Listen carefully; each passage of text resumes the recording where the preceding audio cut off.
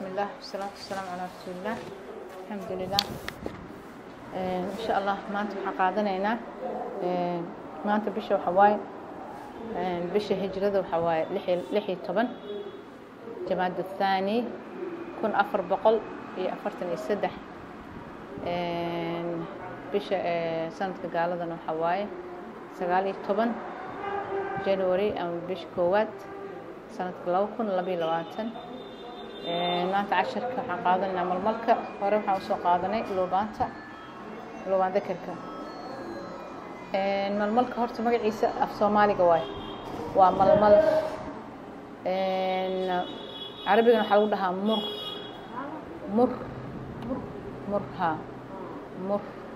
murre hadda soomaalida waqooyiga waxay dhahaa murre marka macnaheedu waxaa waaye qaraar waa carabiga soo ma murre ay dhahaan dadka soomaalida qaarkood laakiin carabiga waxay dhahaan laana qaraar magaciisaas qaraarkiisa English kana waxaa lagu dhahaa mer waa MYRRH mer MYRRH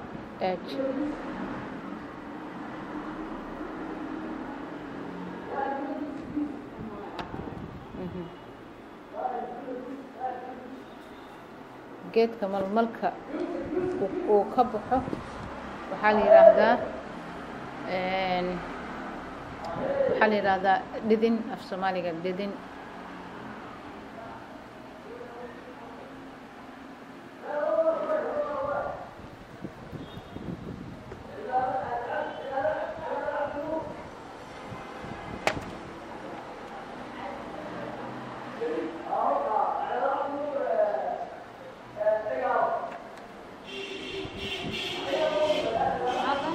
Lidin.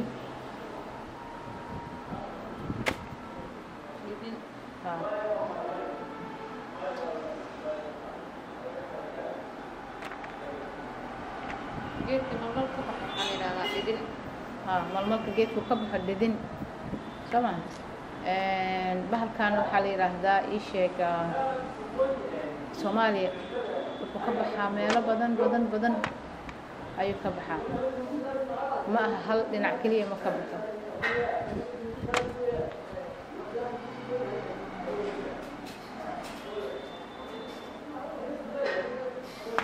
المرة بوصل دراية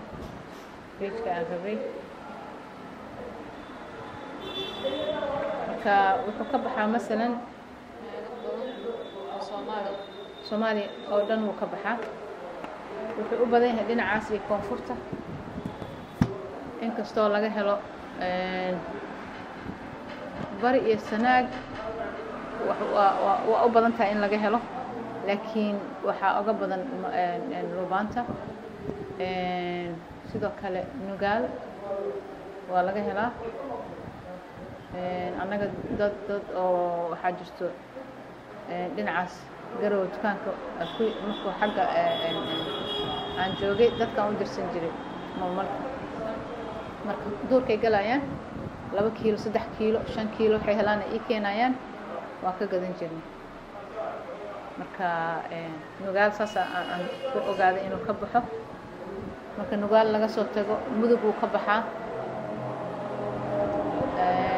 hoos marka la soo aado يعني هيران إلا iyo dhinacaas Ethiopia uu ka baxaa ilaa iyo maaragtay ilaa iyo Kenya malmalku waa lagu sheegaa baydhabo kor dhinacaas luuq magaalada la yiraahdo doolo waa meesha malmalka ugu badan laga qaado magaalada doolo marka intaasoo oo meelood uu ka baxaa waana maaragtay geed aad u qiimo badan hadday dadkeena fahmi lahaayeen waxaan u malaynayaa inay investment badan gashan lahaayeen laakiin aad loogama warqabo dadka hadday ka fikirayaan qiimaha shayga ee lacagta kaliya fiirineen waxyaabo badan isbedeli lahaa balkan haddii la maalgeliyo oo laga soo saarto daawo Soomaaliya daawo uma baahna marka intaasoo meel uu ka baxaa midda kale waxay taariikh ay wadaagaan luubaanta waxaan dhihi karaa labada luubaan dakarka iyo meydiga ama beeyada iyo meydiga taariikh ahaan taariikhda waxay qoraysaa in kumaan kun oo sano like 5 kun markay ugu yar tahay oo sano waa laga hadlaa in malmalka uu ahaa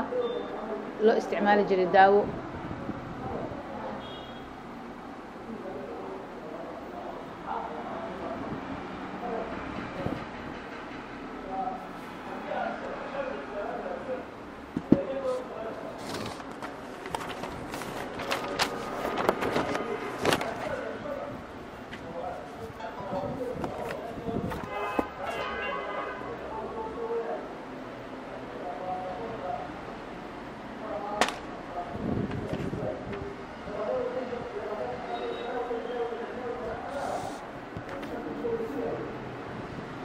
يعني dad maaragtay oo aan Soomaali ahayn ayaa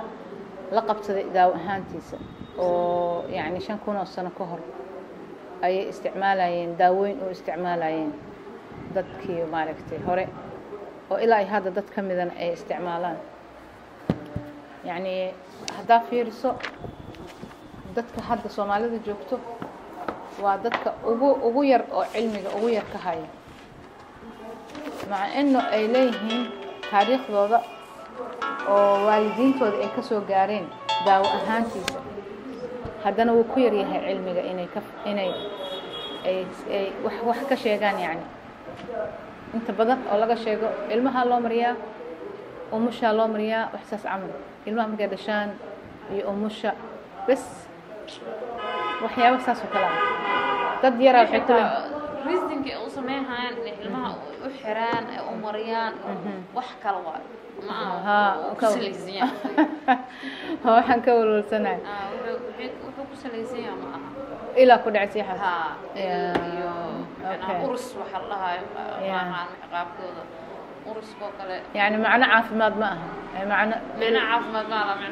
macna kale ay yaqaanaa okay marka dadka ugu soo dhow oo marka laga gudbo ilmaha hooyada umusha ah iyo ilmaheeda in loo isticmaalo dadka ugu soo dhow oo wax kale ka sheego waxaan arkay inay yiraahdaan nabraha lagu daaweeyaa waxaa jirta dhahawaad dadka gabdhaha xaajiri jiray dadka hore macnaha ina gudniin fircooni loo marka dadka baadiyaha joogaan okay inta la gudo gabdhaha markii la gudo inuu midi iyo wala xal ku jarjara malmalka la qasan waa shuwara la gaasaan iska xira qab markii uu reebsanay meesha وخطر يعني قدنين كانوا استعمال جري قدنين كانوا استعمال جري معناها إنه خلجي عمله وطلق له معناها أوكي ماشي جيل كبير داوعين وين جرجرين ما هنا والمرة صار كان لقصور السين لقدي لق سينا يسمع يعني ماشي الدواء بيسمر كيف ها أوكي دقيقة يعني وحنا ما سيدل يا وداوع وين داوعي ويستين ما يستنقلجي ما يستان laga yaabo qofkii inaan ugu durinbo gabaabi waxaas waa qaljiyaha ugu fiican ba marka laakiin saas ahaan maalinta ugu ya markaas mara markino asaan isku xiraa maalmaha saddex maalmood gudahooda يعني بكتيريا دي laga cabsanaya meesha inay fashishta laga cabsanaya ha waxay ula jeedaan waxa waaye in qofkan meesha u reeysan ciyaar u reeysan ama ay bacteria طبعا waxay u isticmaalaan bacteria shaqo ku leeyahay mid ku qalan bidaadan bas kaliya waxa waaye marka waxay ogaadeen dhaawacaas inuu si degdeg ah inuu bogsiinayo marka taas waa nooc kale loo isticmaalo nooc kale loo isticmaalo ay sheegayaan okay marka haddaba ma badna waxyaabaha ay Soomaalida ka yaqaanaan haddana waxaas waxa waaye ii sheeg waa dhowr shay waa hadda waxaan tilmaami karnaa marka hadda dadkii oo muxuu ahaayay hore basically يعني هذا مثلا Chinese ka يعني afartii barka waa bilaabaya idin sheega hal qof hadduu joogo halkaas qof aan u bilaabaya يعني afartii barka markay gaarto horu ka bilaabana cashirka insha Allah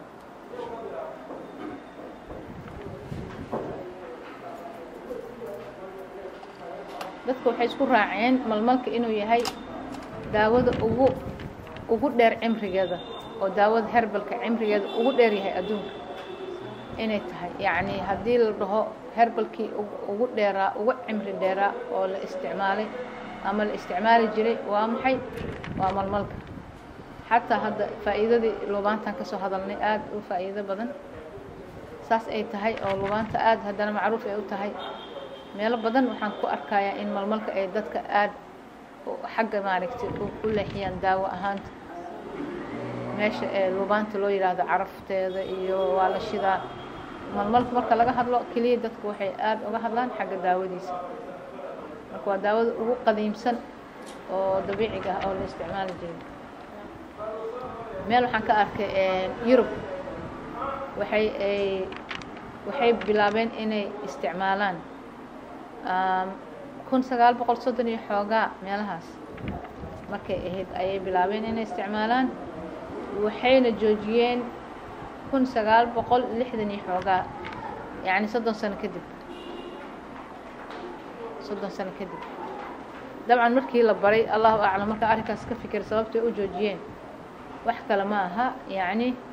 waxay u eg tahay inkastoo aanan ku arkin kaliya macluumaadka waxaa helay intaas 30 sano inay isticmaalayeen goormay bilaabeen inay isticmaalaan 1960 iyo xoogaagii dabcan markay dhulalkan yimaadeen oo Soomaaliya inay qabsadaan iyo xas meelahaas un bay ku ogaan karaan laakiin inay 30 sano kadib joojiyaan waxyaabaha qasbaya isleeyahay oo ma keeni kara Allahu a'lam yani waxa waaye مثلا America 1900 iyo kowdii meelahaas 1910kii meelahaas ayaa waxaa la bilaabay in lala dagaalamo iskuulaadka herbalka oo lagu bedelo yani nidaam chemical ah in lagu bedelo wixii intaas oo sanawaad ay dadka isku soo daaweynayeen in looga faa'iideysto xagga lacag ahaan oo chemicalkii dadkii ay yiraahdaan dhowr nin ama dhowr company kaliya ayaa daawada adduunka la soo saarayso saas darteed yani iskuulaadkii herbalka ahaa qofkii herbalka barto dabcan herbalka geedka guriga gadaashiisa ku yaalo daawo waay qof ku dhigi karo gado ma jiro lacag kuma jirto marka adii 1900 bilaawiyadii meelahaas ay soo bilaabeen sidii loola dagaalamayo markii ugu dambeysay waxay noqotay marba mid la xiray iskuulaadkii noocaas ahaa juhdi weyn waxaa la geliyay in maaragtay la baabi'iyo ilaa waxaan meel ka arkay 1953 iskuulkii ugu dambeeyay oo herbalka la xiray marka intaas wixii ka dambeeyay dadku waxay soo galayeen nidaamka chemicalka 1953 ayaa iskuulkii ugu dambeeyay oo herbalka ahaa la xiray laana iskuulaadkaas ayaa waxay ahaayeen iskuulaadka caafimaadka laga barto dabcan marka nidaamkan cusub oo family rocker maxaa dhahaa feller dad lacag leh oo yuhuud ah ayaa fangeliyay yani waxay sameeyeen meel alla meesha isleeyihiin lacag waa ka helaysaan ayay lacag badan geliyeen xataa haddii ay tahay meel maaragtay dadka ay u baahan yihiin waa laga xiraay dadka sida hadda daawadan dabiiciga ah dad walba waxay isku daaweyn jireen wixii wadankooda ka soo baxay laakiin waxay noqotay in dadkii loo sameeyo daawo America ka soo baxday in China qof jooga lagu daaweynayo Africa qof jooga lagu daaweynayo marka yani waxaan isleeyahay marka 30 sano kadib dagaalkaas soo gaaray dadkan Europeanka waa dad isku xiran Westernka marka 30 sano kadib dagaalkana ka dab yimid iyagoo la qabsaday daawadii malmalka in laga joojiyay hatta marka waxaan arkaynaa 10 sano la soo dhaafay adiga maxaan dhihi karaa 5 sano la soo dhaafay waxa soo badatay isticmaalka malmalka oo Yurub ay isticmaalayaan ayaa soo batay especially markay ay bilaabeen inay soo saaraan essential oil in laga soo saaro essential oil waxaan dhahnay waa saliida marka la kariyo biyo lagu kariyo marka lagu kariyo biyo soo saarayso saliidii dabiiciga ahayd oo shaygaas ku jirtay.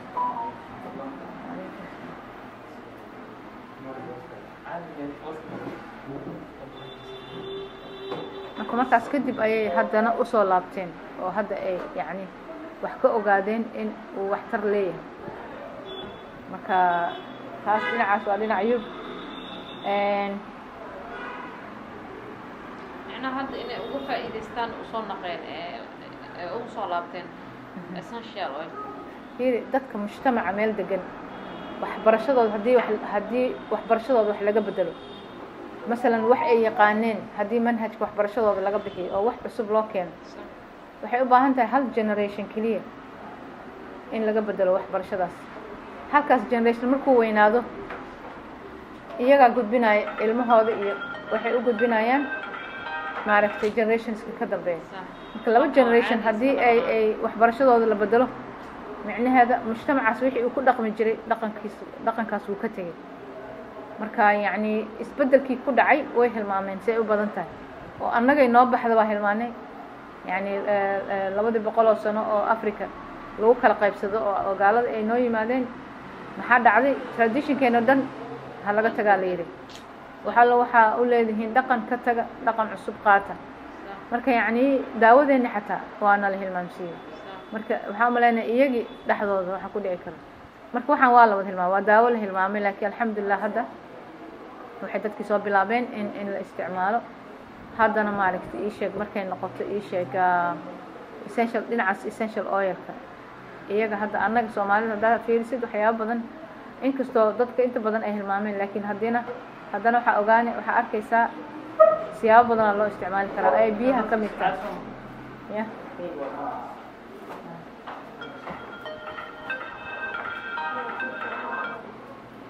ya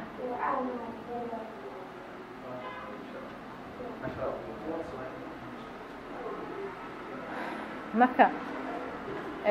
saasay marka sameynayeen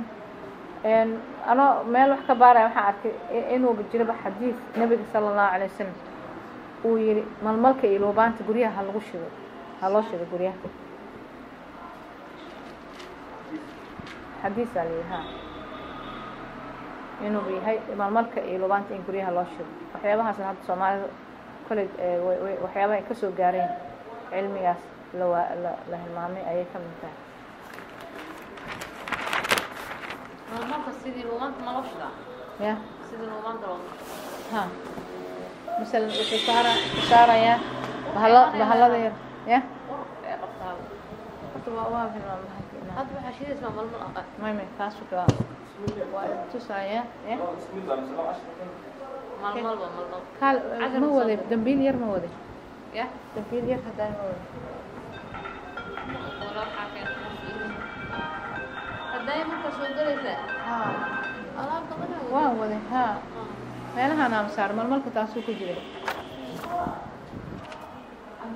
soo ma dareemin dambiil wax ku jira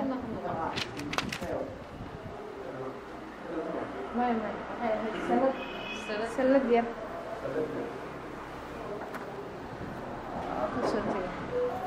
waa ka soo tegay iskada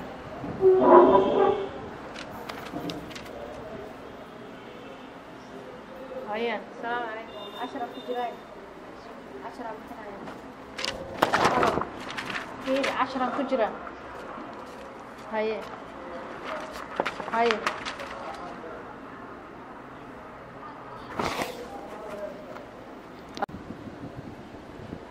marka waxaan dhahnay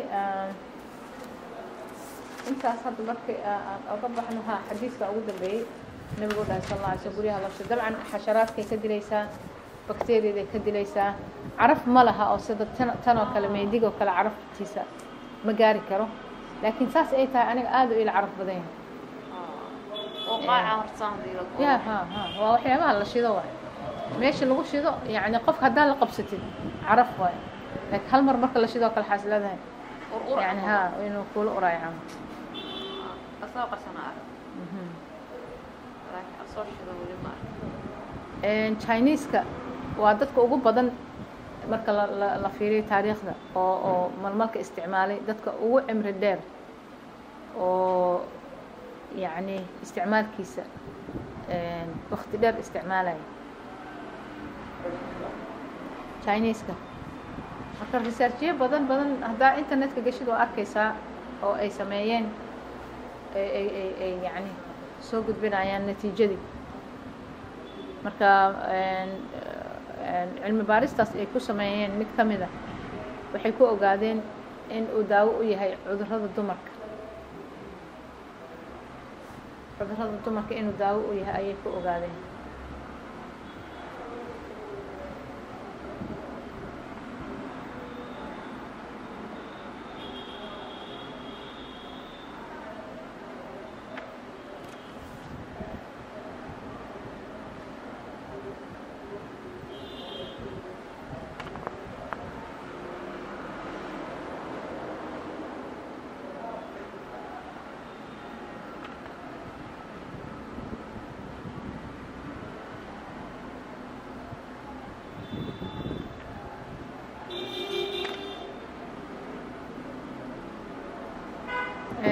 research kale ay sameeyeenna isagana yani waxay ku ogaadeen researchka aad u macruuf u yahay website badana ka qaato natiijadan studygan ay sameeyeen researchga Chinese-kan ay sameeyeen waa marka la isku daro malmalka iyo luubaanta waxaa la ogaaday inay yihiin waxyaabaha dhiigga khafiifiya. meelo badan aad ku arkaysaa internetka haddaad gashay.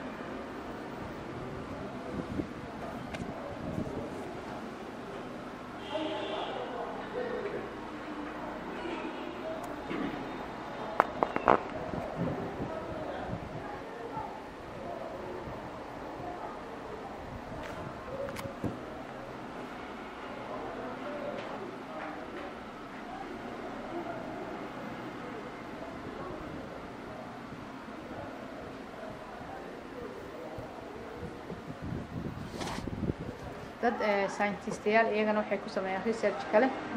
dabcan waxaan researchyadan waxa waaye ama cilmi baarisyadan waa wax adiga sanawaad ka dambe dhexdooda waay. laakiin aslan dadkii oo taariikh ahaan sida Chinese-ka, Hindida, Soomaalida dad badan ayay taariikhdooda ku jirtaa sida Masaarida. yani waxaan isticmaalkooda inuu ahaa waqti aad u dheer in la isticmaali jiray. ya way isku daraan. markay isku daraan waxaa la arkay inay noqoto wax dhiigga khafiifiya. masalan dadka stroke ku dhaco oo heart attack dadka oo masalan dhiigga maskaxda fariisto iyo wadna xanuunka dadka qabo dabcan dhiigooda culus dhiiggu khafiifiya. ya stroke maxaa lagu dhahaa shalalka waxa waaye waa paralyze qofka markuu ka dhigo waa markii wixii ku dhacay waa qofka. laakiin wixii keenay waxa waaye stroke carabiga waxaa lagu dhahaa umaleynaya jalda qalb waxtaas camal ma jal dimaaqiya oo waxtaas camal yani waa xinjir oo xididadii maskaxda meel fariisanayso oo gudbi karin. taas marka haddii ay xirto dhiigga dabcan jirka meel ka mid ah shaqada joojinayso. marka waxay aad u isticmaalaan markay isku dhex daraan waxaa la dhahay moor waxay leedahay daawada yani way ka quwad badan tahay markii hal loo isticmaalo malmalka iyo beeyada.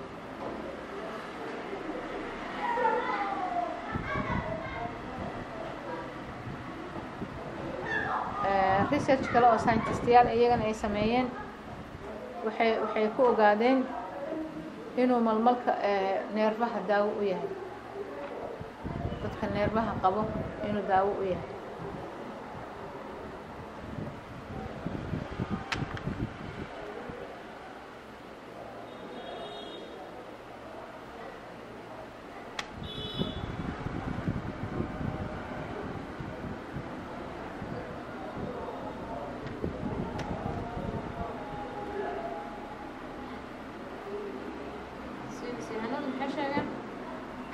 inuu neerfaha neerfa daawo u yahay yacni waxaan rabnaa inaan ogaano markaan leenahay malmalka waa daawo maxaa noo ah yacni daliilihii waay waxaan hadda qaadanayna yacni dad baa ilaahay u dirayba inay wax ka baaraan aan Soomaali ahayn marka annagiyo waxaan ay noo baxaan ayaa ka warla dadka markay saan oo kale ay lacag u gelinayaan research ama cilmi baaris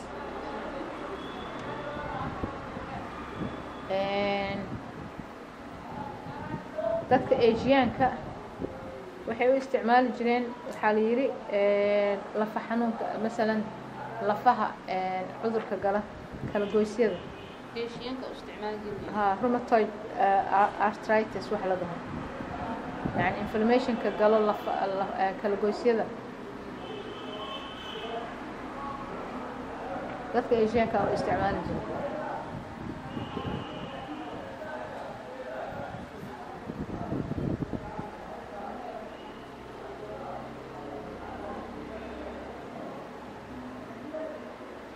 marka Soomaali kaliya kama baxo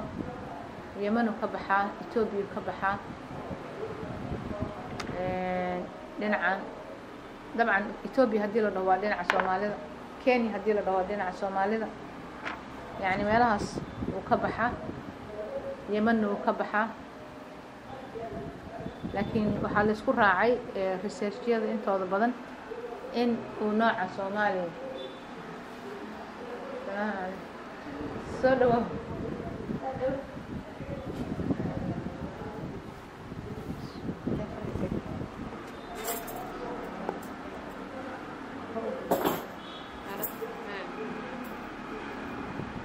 يعني وحال اسكو راعي عارفه كده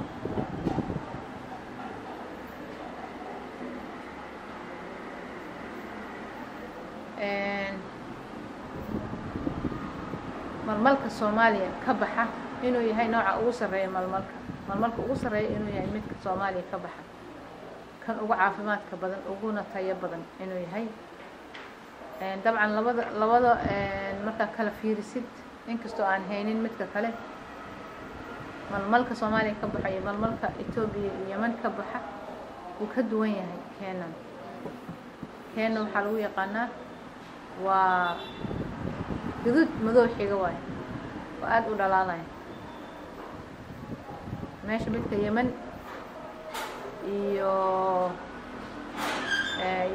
Ethiopia uu yahay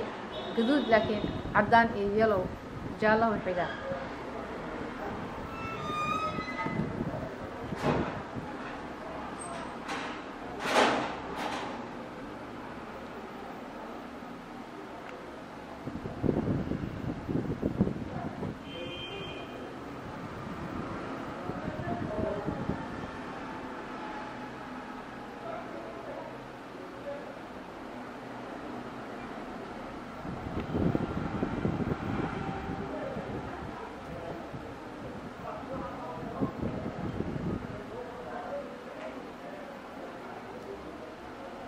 حتى waxaa jirto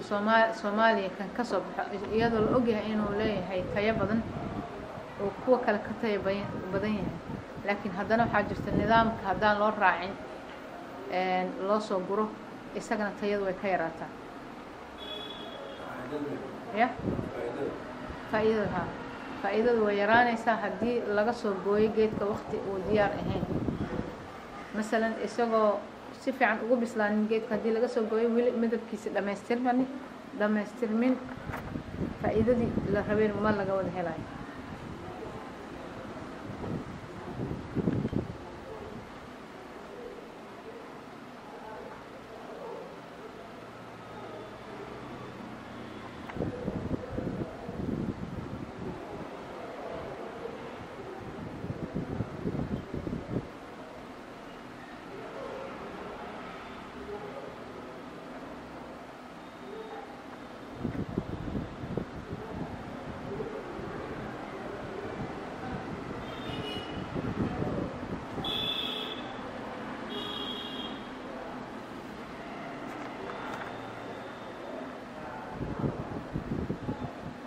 marka Soomaalidu waxay u yaqaanaan masalan marka lasoo xabagtaa lasoo goynayo markay diyaar tahay oo aadkay u gaduudan tahay madoobaato waa marka ugu caafimaadka badan tahay markaas marka lasoo goynayo xabagta waxay yidhaahdaan magacay u yaqaanaan suxul ayaa la dhahaa suxul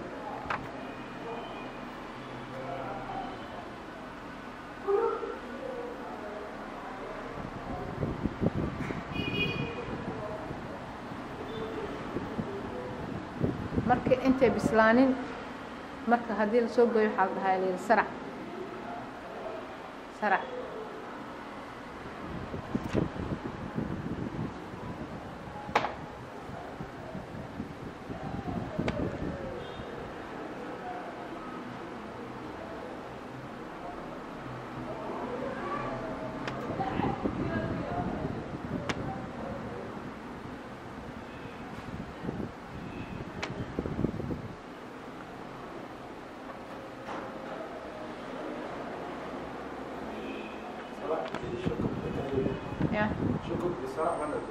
sarac iyo suxul suxul iyo sarac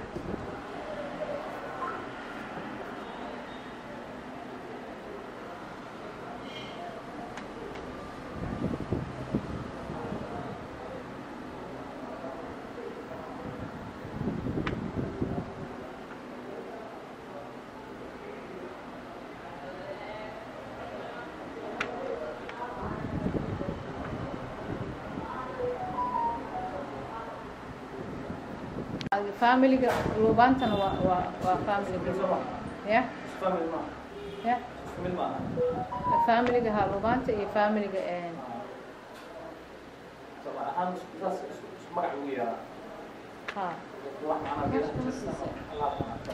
miya geed quwax waa arkay in quwax lagu helo laakiin quwax ma fahmin aan u baahnayn inay tarmaan xidid uma baahna laanta hadda soo gudbiyay si ku talaalay si diid ku talaalay miya oo si ma baashi adag ma aha dadka laftooda ma adka geed quwax marka magaca waa idin soo diray ma geedaha geed quwax qayb soo la soo gooyo soo baxaysa laamaheedana jirdo waaweyn ma bixiyaan macna jirdo waaweyn macnaha oo adeega ma bixiyaan miya sidoo leeyihiin laakiin marka ayaga ay jaro kala duwan jeclaysan magaalo jeclaysan hatta calin ka qof calin ka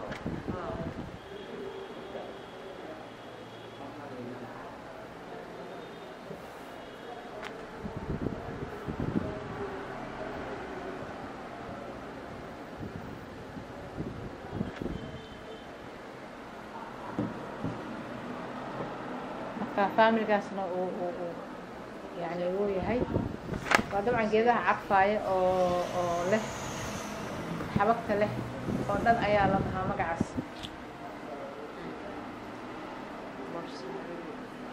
torseresia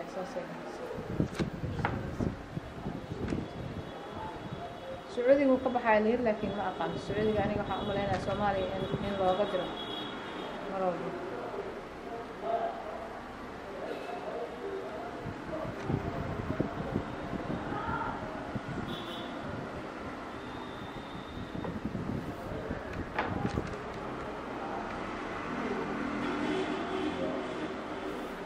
طبعا waxyaabihii kale oo dhan مثلا oo aan lubaanta ku soo sheegnay boqolkiiba 90 waa isaga mid faa'iidooyinkii lubaanta aad isugu dhow yihiin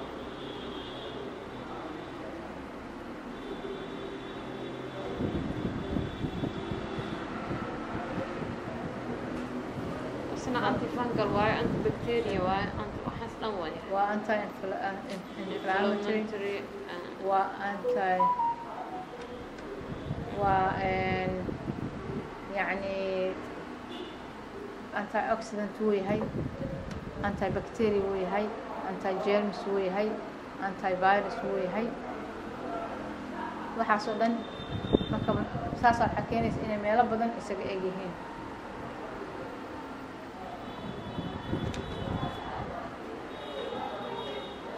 maadaama marka intaas isaga mid yihiin inta hadda lubaanta ay daaweyso isagana alxamdulilah daawo u yahay مثلا waxyaabaha infection oo dhan daawo u yahay malmalka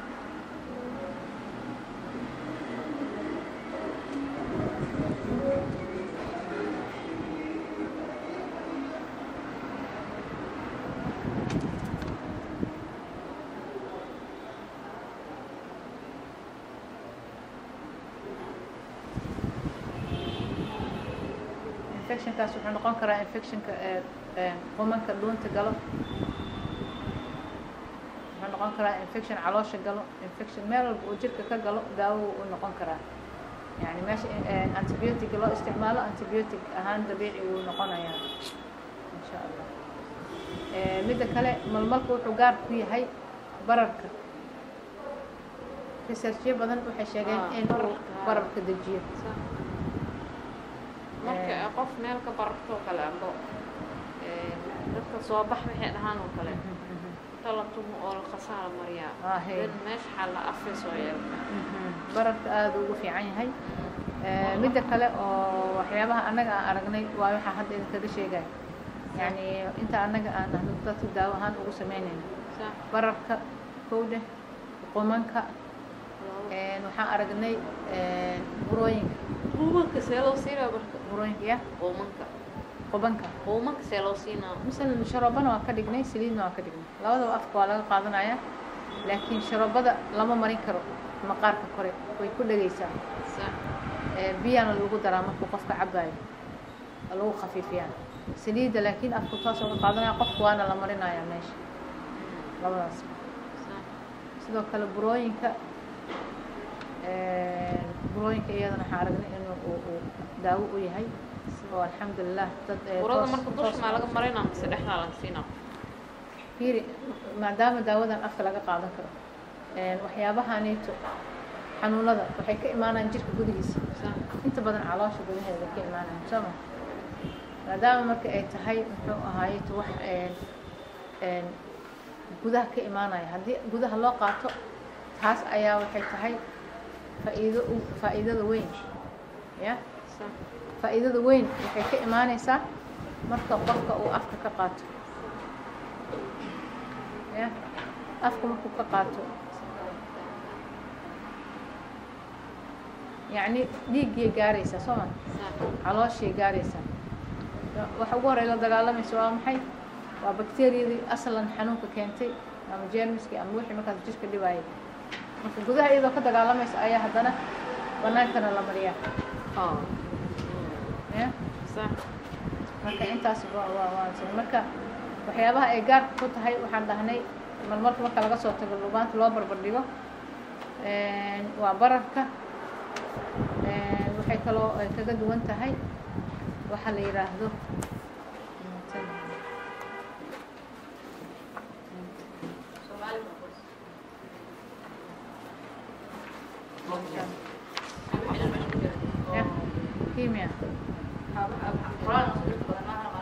كيمياء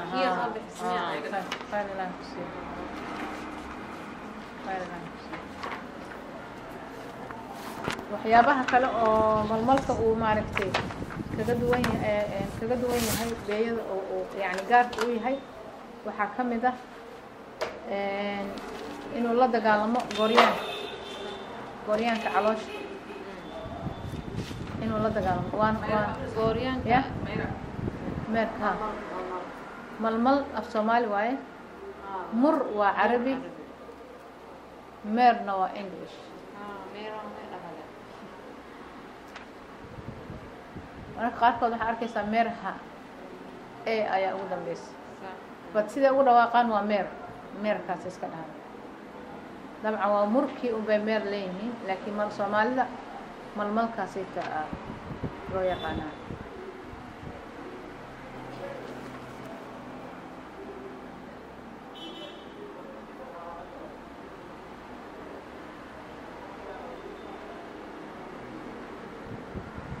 waxaan dhahnaa qomankii bararkii gooryaankii intaasba way la dagaalaysaa wax alla wixii maqaarka mushkiladaha maqaarka noocay ahaadaanba iyadana daawo way u noqon kartaa ay ugu horeyso dhaawaca nabarka waxyaabaha xasaasiyadaha dabcan waxaan dhahnay anti bacteria waaye bacteriyadana way dishaa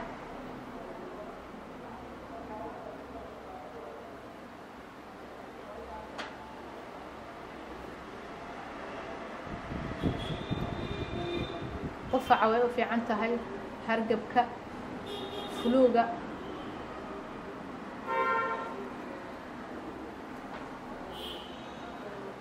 dhuunta qofka markay xanuunayso xanuun jirka meeshuu kaga jiraba yacni ani waxaan u qaatay masalan ma aha pain killer oo xanuun jabiye ma aha laakiin hadda lubaantoo kale waa aragna horey xanuun ka jebinaysa laakiin tan ani hadda pain xanuun waaye way xanuunkay daawo u tahay waxaan u fahmay maadaama inflammationka ee la dagaalamayso haddii inflammation jira xanuunaa jiro marka haddiiba inflammationka dejinayso xanuunkiina way dejinaysaa laakiin ma aha relief oo markiiba sidii yani waxyaabaha shaqaalada isticmaalaan brastimol iyo xaas oo neerbaha seexinayo neerbaha waxaa seexiyo kan lubaanta markiiba neerbaha dejiso daas waaye lubaanta waxay u tahay saliideeda pain killer masala madax xanuunada iyo xaas laakiin kan waxaan u qaatay inay tahay marka inflammationka ula dagaalamo xanuunkiina uu ka yaraanayo qofka waxyaabaha kaloo ay caanka ku tahay waxaa ka mid ah gum disease yacni xanuunada gala ciridka xanuunada ciridka gala waa daawadooda waa malmalka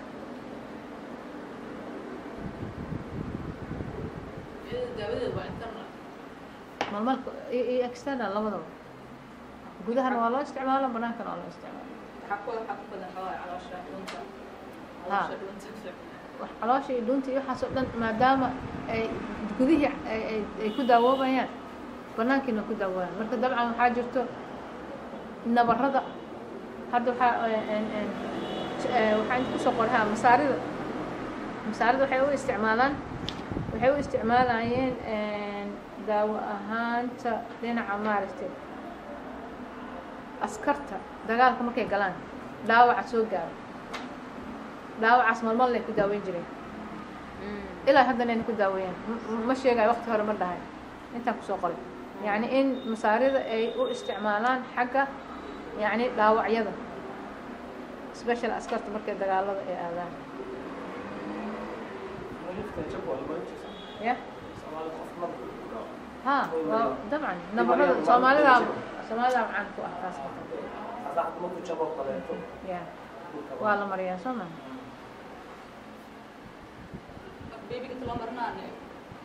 waxyaabaha soomaalida inay ilmaha yarka u mariyaan waa laga soo gaaray ilaa haddana dad baa isticmaala laakiin ani waxaan u maleeyay allahu aclam beebiga waa loo mariyaa soo maa waxay ka timid ideyada laga yaabo hadda caado oo cilmigeeda aan la ogeyn inay tahay laakiin inay ka timid ilmaha markuu dhasho bacteriyada in laga ilaaliyo darteed in loo marinayo haddaa mariya waxay tiri il ahaan iyagoo caafimaad ahaan u samaynaynin il ahaan marka ani waxaan u qaatay bacteriyada si ay uga dhimato ilmahaas ee bacteriyaba usoo u taabanin ayaa loo marin jiray waana aad yani caqli fiican maasha allah marka waxyaabaha kale masaarida u isticmaali jireen waxaa ka mid a qandhada inuu jabiyo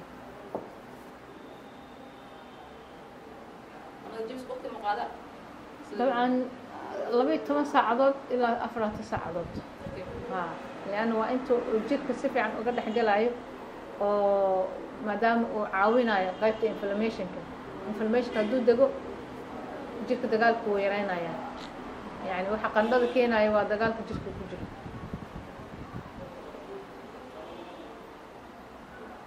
dabcan dooskina way ku xiran tahay masalan qofkan waxa haaye yani hadduu yahay infection aad yani meel weyn gaaray hadda malmada si 4 saac gudaheeda yani it depends waxay ku xiran tahay nooca uu qofka maaragtay markaas infectionka haya oo keenaya qandhada dabcan waxaan dhahnay hadduu qofkii calooshiisa ee qaras ka buuxdo waxyaabahan xataa waxtarkooda sidaan u ziyaadada yahay waxaa laga yaabaa inay waqti qaataan qofka jirkiisa nadiifka yahay muddadii uu ku qaadanayo qofkaas inuu ku dheeraado laga yaabo.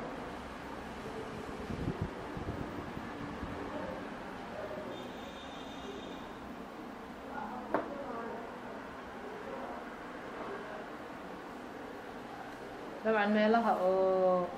ii sheeg diinta masaajidada oo kale iyo mar walba way isticmaalaan malmalka iyo yuhuudda isticmaasho kirishtaanka isticmaalo muslimiinta isticmaalo waa geedaha loo dhaweeyey xagga maaragta diin ahaan.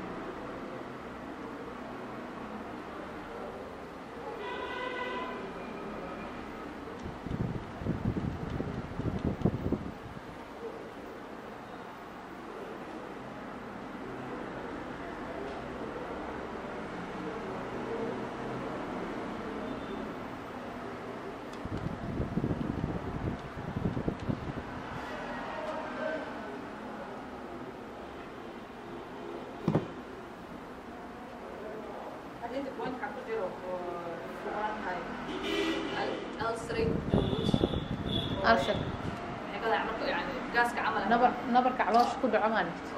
oo gaaska dadka hadda inta badan yaqaan haa marka had soo daaweyn anoo kala taasana firsay ku dhaaso daawadiisa u noqonaysaa waxay u noqonaysaa meesha horta waa nabar Soomaali haddii marka caloosha qarasta laga bixiyo ay nadiif noqoto nabarkaas daawadiisa waa isaga maadaama aan dhahnay waa anti-inflammatory property leedahay infectionkay la dagaalantaa bacteria dilaysa waxaan waxa meesha waxa qoday oo nabarka ku sameeyo waa bacteria Soomaali bacteria haday ka adag tahay macnaheedu halkaas ka bilaabanaysa meesha bacteria ka nadiifisay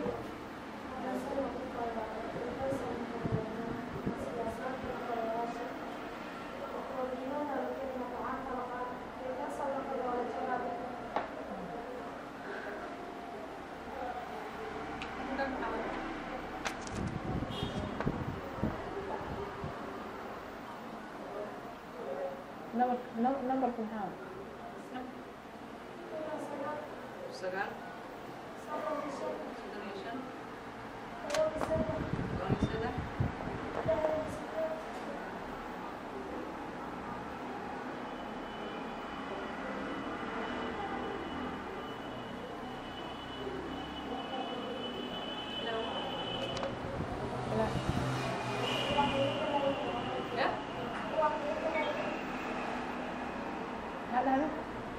إذن كلامي يعني لا صدق على ذيك غادي dhaawaca iyo waxyaabahaas oo dhan waa la yiri haddana wajiga waxyaabaha wajiga ku dhaco markay noqoto ii sheeg nabraha wajiga ka soo baxo ama xasaasiyadda ama discoloration-ka yani wajiga kalaradiisa iskala bedelo dabcan waxaa ognahay gabdho badan oo Soomaali ah inay isticmaaleen waxyaabo ay rabaan inay isku cadeeyaan oo maqaarka qaybtiisa ugu horeyso dilaya dadkaas xataa daawo u noqday alxamdulillah waa gabdho waa ilaahay waa ku daaweeyay aan siinay ya ha marka aan ka dhigno sida sharoobada kale maalinta isla markaas waxaa loo isticmaali karaa qofka mask ayuu ka dhiganaya qofka markuu waxaas kale wajigiisa ku dhacay uu marsanaya 2 daqiiqo gudahood uu ku dhagayaa wajiga dhan soo toobaya markuu ka dhaqaaya saliidiisa haddana marinaya dhowr jeer maalinkii ilaa dhowr maalmood ilaahay amarkiisa waxaas oo dhan meesha ka baxaya insha Allah dabcan akniga waa waxyaabaha nabraha wajiga ka soo baxa nabar wajiga ka soo baxa hadaa aragtid caloosha ka imaanaya caloosha qofka inuu markii ku dadaalo waayo inuu caloosha nadiifiyo laakiin markii wax la marsado ay keenaan oo kalena taas waxa waa dhaawac waayo ay gaarsiiyeen dhaawacaas oo kale malmalku waa anfacaya lubaantana waa anfacaysaa laakiin markuu noqdo nabaraha wajiga ka soo baxay acne waxa la dhaho acniga ma aha wax keenay haaraha oo dadka soo baxdo haarahaasna waxa waaye mushkiladda yani iyo haarta laba waa muu okay acniga waa fin horta saas u fahmayaan haaraha waxa waaye qofkii oo discoloration oo inta madow ka noqdo iyo inta sank iyo meelaha discoloration la dhahaa waxa yaabahaas waxa keena waxa waa Allahu a'lam saabuunaha aan isticmaalno maado waxaa ku jirta qalajisa jirka markay qalajiso jirka uu qofka saabuuntan isticmaalay soo ma jirkii qalajisay markay qalajiso jirka maxaa ka soo baxaya waa dead skinkii qalalay soo ma inuu ka dhaco iska dhaqo soo ma oo wax oo exfoliator camal oo yani maxaa la scrub ayuu u baahan yahay marka qofkii ma isticmaalin waxaas oo dhan muxuu sameeyey maqaarkii dhici lahaa meeshiisu iskaga dhigay leanna qofkii jirkiisii yani qof ilaalinayo ma aha waxaa ku dhacday marka qoraxdii ku dhacday dabcan wuu dhiridayaa wixii o dhan iskaga daba tegay kalarkiyaa marka isbedelaya marka qofkaas hadduu hadda hal isbuuc isticmaalo waxyaabaha oo scrubka weliba scrub oo safe ah yani oo chemical waxba lahayn way iska dhabaanayaan insha allah inkastoo iskaarka maxaa la dhahaa discolorationka qaarkood hadduu maqaarka kore yahay waa fududahay qofka inuu ka soo noqdo jirkiisa usoo noqdo laakiin hadduu qaybta labaad gaaro oo kale wuxuu noqonayaa wax oo adag tahay si loo tirtiro dabcan xoogaa waa kasoo ficnaana sidaas laakiin damageka already maqaarkii labaad u gaaray especially gabdhaha oo wax mamarsadeen marka dabcan discolorationkaasi wuxuu ku xiran yahay yani annaga hadda waxaan sameynay saabuun oo scrub oo ah scrubkaasi qof hadduu isbuuci hal mar isticmaalo waxba kale ma u baahan wax alla wixii dead skin jirka wejiga saaran dhan wuu soo dejinayaa waxaana dareemaysaa inay meesha aada yani smooth u tahay marka wiigii hal mar haddaa isticmaasho okay waa ya wiigii hal mar haddaa hal isticmaasho mar haddaa isticmaasho intaasaa ku filan marka waxaa dhahnay discolorationka iyo acniga iyadana way u fiican tahay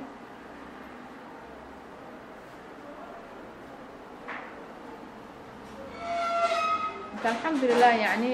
waxaan dhihi karnaa cilmi baarista lagu sameeyey malmalka iyo luubaanta ilaahay baa dad noogu diray jaamacado laabyo researchers noocyo kala duwan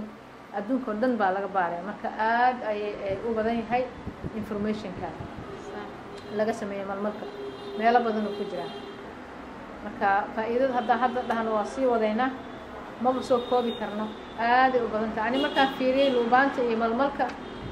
malmalka ayaa ka hadalkiisa badan yahay ka hadalkiisa la-anna waxaa la dhahay waa daawooyinkii ugu horreeya adduunka dadka bartaan in ay yani laisku daaweeyo marka iyadaasa aada looga hadlaa oo researchyo badanna laga sameeyey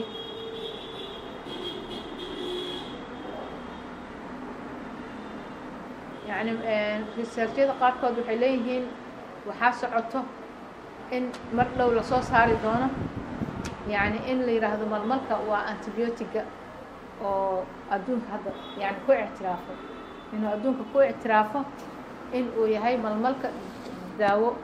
daawadii antibiotiga leanno antibiotiga hadda socdo adduunka laga isticmaalo wuxuu noqday tayadii ka tagtay dadkii iska badiyey jirkiia la qabsaday tayadii way ka tagtay dabcan markay iyagana wax kusii dardareen hadda marka malmalka waxaa laga yaabaa inuu noqdo maxaa la dhahaa next generation antibiotic ina loo aqoonsado inuu antibiotic yahay dabcan waqtiga qaadanaysaa iyo juhdi badan in taas la gaaro sababtoo ah uma ogolaanayaan hadda masalan daawada ugu badan oo adduunka la gado antibiotic soo maha dadka adduunka soo saara daawooyinka FDA waa adag tahay inay barnaamijkaas oo kale ay ogolaadaan but alxamdulilah haddaa anagii ku jirnaba yani cilmiga ilaahay na soo gaarsiiyo annagana inaan dadka sii gaarsiinaba inkastoo ay mushkiladda tahay yani dadkeena ma ku kalsoona waxaa annaga haysana waxyaabaha annaga noo baxa dadkeena waxaa arkay way ku adag tahay in ay ku faraxsanaadaan ama ka faa'iidaystaan inta badan aniga hadda intaa 4 sano Soomaaliya aan joogay waxaan arkayay dadka ugu badan oo arrinka xoogaa ka soo horjeesto ama shaki ka galo inay daawo tahay waxaan dadkeena waa weyn waa yani qofkii 60 kor u dhaafay dadkaasi taa diido wax aan la yaabay waa anna waxaan filayaa dadka dhalinyarada inay diidayaan saasaab inay ogaadaan rabo maano waa dadkii yani waxay ku soo gaareen waxaan la isticmaalay exactly haddana waxaaba lagu leeyahay lama maya waxaan ma naqaan inkastoo xoogaa aan waxyar maaragtay aan isleeyahay waxaa keeni karta ka cararkaas dad badan oo yidhi dhirtaan dadka ku daaweynayna oo khatar geliyayaa jirto dad xataa ku dhinteenaa jirto waa maqlay sheekooyin saas oo kale ya iyagoo aad dadka haddana waxaa waa dhakhaatiirtaas iyagana si oo feer ah uma dhahaan saas micna ayaga baxsi badan sameynin ambayna waxaan inayna soo baran laga yaabo way iska baawbaawsadeen danna dadkii ku baroobeen qofkii marka wixii doos oo qaada karo oo toos ma siinin laba qaado qaso taas way jirtaa haddii dooska uu ahaan waayo kii saxda ahaa qofka khatar u daawada saxda dooska saxda hadaa qaadi waysaa qalqal ku galaysaa hadda kahor waxaa lii sheegay nin oo Soomaali ah oo cudurrada maqaarka dadka ka daaweeya maqaarka cudurro badan oo daawo u helay oo maqaarka ah ya dhirta ahaa marka ninkaan nin iska reer baadiye ah meel baa laigu sheegay mar raba inaan sheego hadhowda inaan laisoo dowraaco mar raba meeshii laigu sheegaa ugu tegey waan soo wareystay waan arkay waxyaabo badan oo si sax u sameynayaan marka hal mar markaa wareysatid wax badan ma ka ogaan karto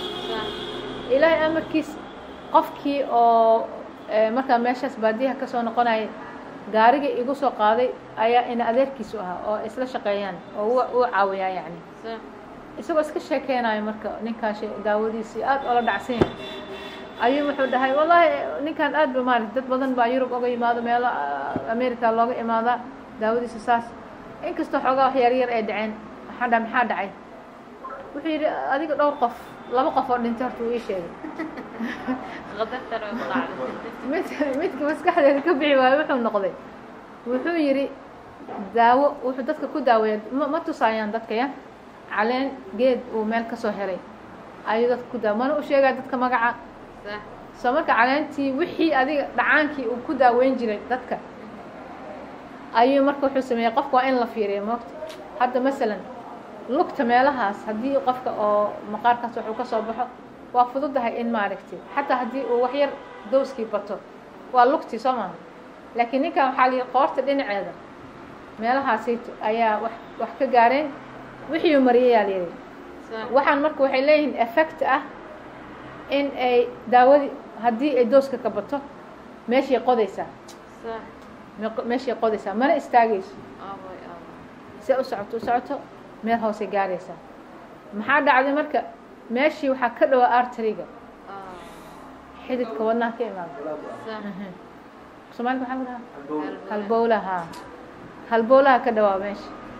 waxaa la dhahay si u socotay bahashii halbowlihii ay goysay meeshaasoo ninka ku dhintay nin kalena waxbuu ii sheegay ma aqaan meel la geliyey xoogaa meesha xoogaa suffocation baa ku dhacay adi almuhim هذا لا بعد ما تروح بدن ما تداوي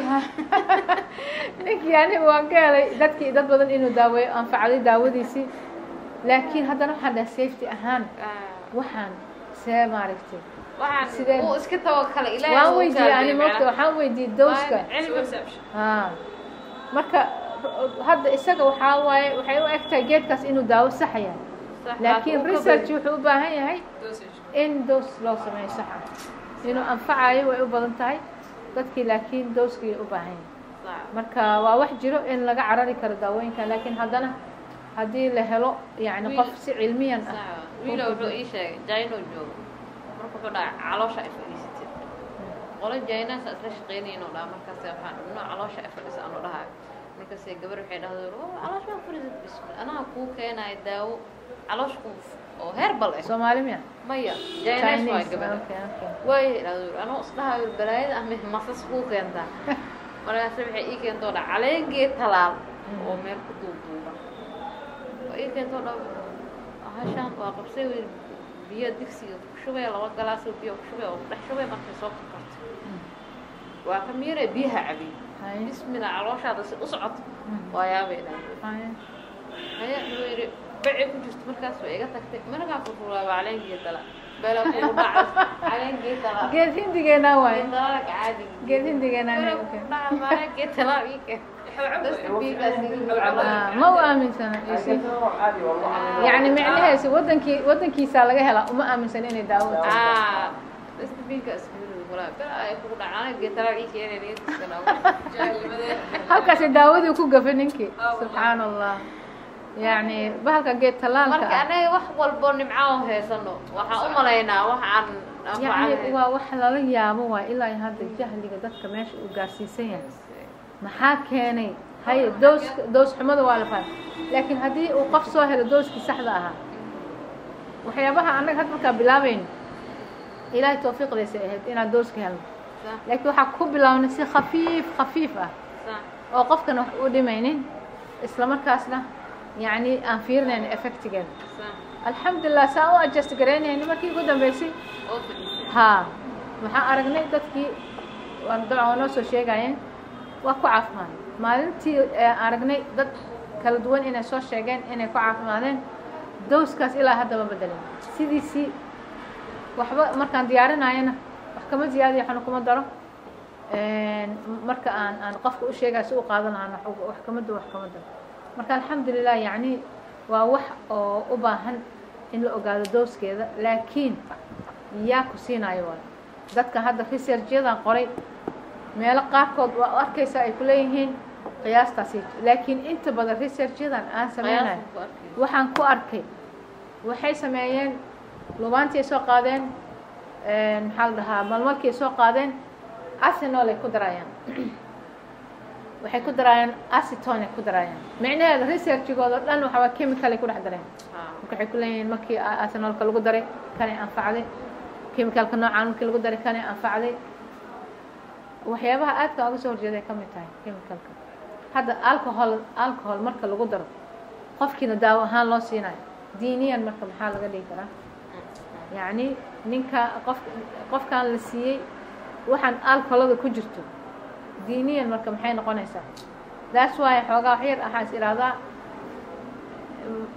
chemical ahaanta marka laga soo tago qofka jirkiisa dhib gaarsiin karto haddana yacni alcoholadii maxaa laga dhigi karaa islaamiyan so alxamdulilah researchyadaas dhan marka arkay intooda badan in ay waxay ku darayaanba wada chemical ay tahay oo jirkana u fiicnayn marka waxaan raadinay iyadoo sideed dooskeeda inaan soo saarno alxamdulilah sidaasaa marka dooskeeda aan ku helnay ilaahay fadligiisa marka wixiina waxa waaye daawooyinka hadda intaan qaadanayno inta hadda aan ka hadlayno weli 6 xabkood waaye hadduu ilaah yidhahdo hadda inaan soo qaaday umaleynaya ma aqaan meelay iga soo hartay 6daas xabkood markaan ka baxno waxaan haynaa yacni ilaa 100 iyo dhowr 30 oo daawo ah oo Soomaaliya ka wada baxo kulligood dooskoodii dhan uu ku qoran yahay meesha researchiga laga sameeyay waxaa ku qoran qaybta geedka magaciisa isagoo Soomaali ah isagoo English ah isagoo sida loo diyaarinayo xanuunku daaweeyo iyo dooski intii uu ku qoran yahay alxamdulilah dadkaas haysanaa oo maanta available noo ah daatadeedii diyaar ay tahay marka tanna waa ina waxa anaga aan alxamdulilah helnay ya wixii oo dhan waa ma research meelaan ka helno research la sameeyey waayo يعني research oo Soomaaliya dawladda Soomaaliya ay leedahay waay marka alxamdulilah researchgaas aan helnay marka haddii marka ay noqoto markaan ka gudubno xabkaan kuwaas aan u galaynaa geedkii lasoo helaba wixiisi oo dhan waa noo yaalaa ma u baahnin inaan hadda kuwa aan ka fikirno dooskiisa والله hadda saacaddan berit waxaan u socdaa meel aan rabo inaan soo fiiriyo lo xanuunsan in la siiyo dooskeedii aan beri soo qiyaasayna haddii ilaa yidhahdo oo xoolihii laftirkooda xataa in waxaan waa la siin jiray waa lagu daaweyn jiray marka dooskii xoolaha berito insha allah meelaan tegi doono ayaan soo fiirinaynaa lo jiran dooska loo sameeyo hadhowda yani waa un soo bixi doontaa laakiin inaan iyadan researchgaas soo sameyno waxaa kaloo haddana aan sameynaynaa dhirta inay ka disho cayayaanka iyadan researchgaas isagana waa dirnay marka alxamdulilah yani hadday soo baxdo waa wadankeena waxyaabo badana uu ka maarmaya insha allahu tacaala tijaabo soo celiyo oo ilmaha fiiri tijaabooyinka daawooyinka laba nooc weyn noocyo badan ay horta mari karaan laakiin waxaa jirta tijaabo oo xoolaha iyo xayawaanka lagu tijaabiyo ko wixii xayawaanka uu ku caafimaaday annagana waa ku caafimaadaynaa soo maa midda labaad dadkiyaa si toos lagu tijaabina hadda masalan daawooyinka chemicalka waa yacni xaalado waxaa jirta khatar ah daawo cusuba maanta lasoo saaray chemical ah dadkan soo saaray kambanigan waxay leeyihin daday u yeerayaan wastigay ka dhacdaa ma aqaan soomaaliya iyo africa waxaa soomaaliya africa waxaa waaye waxaaba la keenaaba iyadoo la tijaabinayo iyagoo loo sheegayn laakiin wastiga lacagaa lagu bixiyaa qofka waxaa lee daawadaan aan tijaabinaynaa $15,000 qaadanaysaa wixii meeshaas aa ka heshid khayr haddii ku dhimatidna waa kaas ha laakiin qofkii wuxuu saxiixa isagoo og africa laakiin waa la keenaa dadkii ogeynaa lagu tijaabiyaa caafimaadkaas lagu sheegayo dhan waxyaabaha ani is iri talaal dadka marka qaxootiga la qaadayo waxa lagu talaalo waxbaa ku jiro waxaan ka dareemay ilmaha soomaalida oo america joogo magaalada minnesota wiilashoodii inta badan waxaa ku dhacay autism aa ku dhacay talaalka autismka waxaa la dhahaa talaaladaa laga qaadaa laakiin ama hooyadaa lagu soo talaalay ama markii ilmihii saas usoo galeen waddanka ama markay soo baxaayeen waxbaa lagu sameeyey minnesota hadda highest maxaa la dhahaa ii sheeg number oo ilma autism ku dhacayn soomaalida waay wiilasha xanuunka oo ma aqaan af soomaaliya wax lagu dhaho waa ilmaha socially yani aamusnaan iyo dad ma dhexgeli karaan dad ma dhexgeli karaan maanta dha hal kalmadaa laga yaaba inay kusoo celceliyaan madaxay luxayaan way kala sii daran yihiin meel luuqaasuu jecel yahay inuu galo dadka ma jeclo qaylada dhibayso marka way kala sii daran tahay marka autismkaasayto cudurkaas cudur soomaalida lagu yaqaano ma ahayn laakiin america markii la tegey ilmihii soomaalida laakiin waxaa usii badan wiilashiyaa lagu arkay in badan autismka wiilashu ku dhacay marka allahu aclam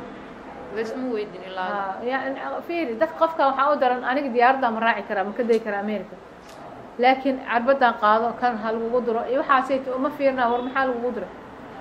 marka ya سيد أفريقيا دو محي كوكو نقا كرتا ما لسويدينا أمريكا أصعد عليها dadaa tahriib u maray iyagoo og inay ku dhacayaan haddana marka ilaahay hana badbaadiyo marka insha allah wixii su-aal ah marmarka maanta waa yacni wixii idin dhaafay waa duuban yihiin waa kolley malmarka waxa waaye researchgiisa meelo badanna wuu ku jiraa waana idiin soo gudbinayaa iyadoo af soomaali u qoran yahay waan kugu soo diraa insha allah marka maanta arbaco waay soo maa isbuuca dambe waxaan qaadanaynaa marka practical qaybta oo practicalkaan qaadanaynaa insha allah sabtida waa bilaabaynaa isniinta waa dhamaystirayna wixii sabtida aan bilaabnay insha allah axaddan arbacadana haddii wax naga dhiman yihiin ama qaybta ugu dambeysaan ka dhigana insha allah saddexdaas maalin waxay ahaanaysaa full yani oo ya saddexdaas maalin oo bil kasto wiiga u dambeeyo isbuuca bil walba ugu dambeeyo practical sidii daawada loo sameynayay lubaanta iyo hadda waxaan qaadanay malmalka soo labadooda ya meydiga lubaanta ya sax saddexdoodaa marka qaadanaynaa insha allah isbuuca soo socdo sidii daawo looga soo saari lahaa iyo skin careka markaa ka gudubna saddexda kale ayaa haddana noo bilaabnaya insha allah tacaala